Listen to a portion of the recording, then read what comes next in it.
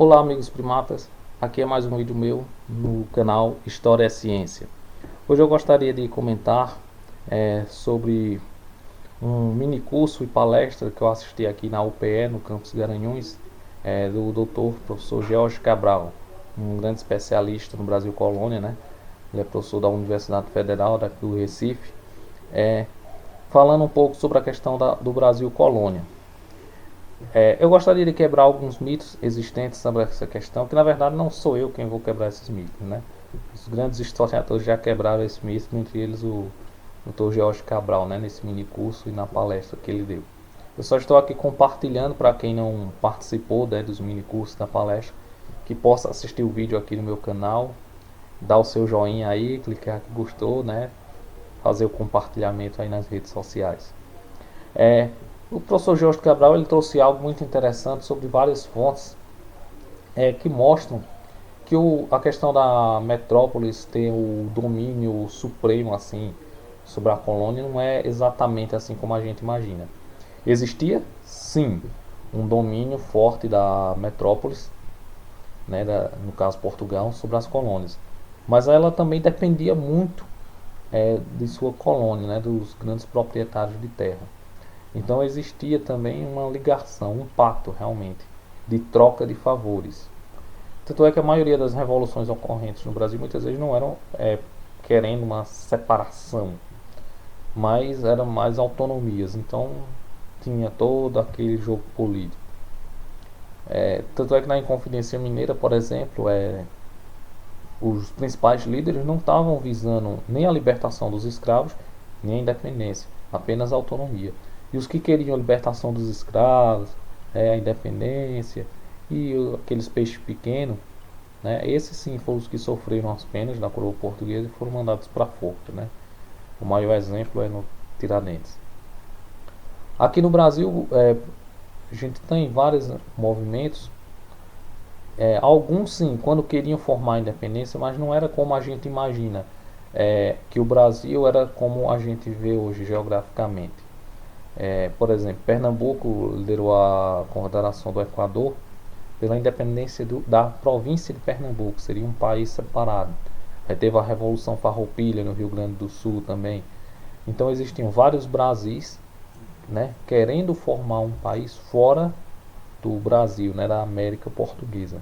Não existia uma unificação nacional como a gente entende hoje, né, essa expansão geográfica. Tem a questão do Acre, que só bem depois veio se separar da Bolívia e se unir ao Brasil.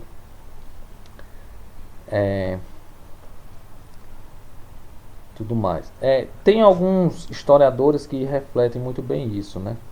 Tem alguns historiadores estrangeiros que não foram muito bem vistos por os historiadores brasileiros, visto como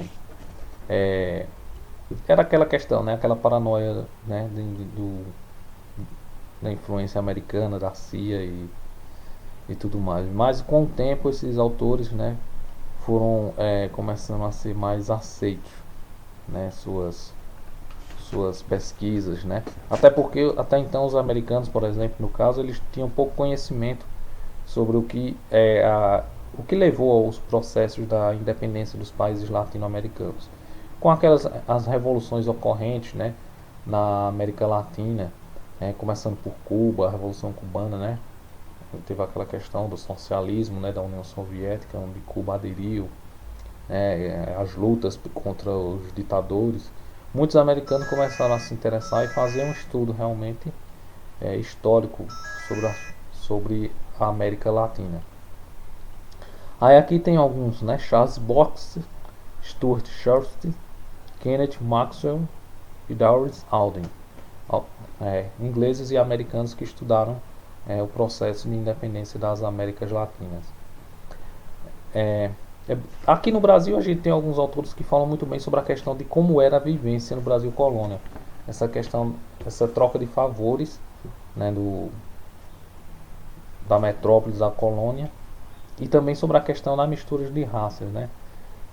No caso, por exemplo, tem o pernambucano Gilberto Freire, né, no seu livro Casa Grande Senzala. Interessante notar que, embora Gilberto Freire cometa muitos erros e seja um tanto conservador, Ele, você parar para pensar que em 1930 estava tendo na Europa toda aquela questão do nazismo. O próprio governo brasileiro estava dividido, como eu já postei num vídeo sobre a breve história do nazismo aqui no meu canal, é, que fala que os setores do governo brasileiro estavam apoiando os aliados, outros apoiando os nazistas. E em pensar que um cara aqui no Brasil dizer que todo brasileiro, sem exceção, tem uma descendência negra ou indígena, isso para a época realmente deve ter sido um choque assim muito grande assim para alguém dizer isso abertamente assim no meio, não só no meio acadêmico, mas na sociedade brasileira da época. Interessante notar que Portugal também nesse período, né, foi um grande império marítimo, né? Eles conquistou a região de Goa na Índia, né? Macau na China, aí teve as colônias africanas, né? Angola, Moçambique, né? Aí aqui o Brasil e outros. Portugal realmente se destacou muito, né, na questão marítima. Chegou até partes de Singapura, né? Também.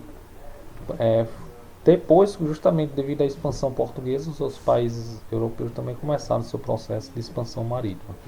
Mas o que eu quero focar aqui é o seguinte: é esse mito da questão que foi muito bem colocado pelo professor Jorge Cabral, né, no mini curso e nas palestras, é, sobre essa questão que a colônia esteve sempre submissa à metrópolis.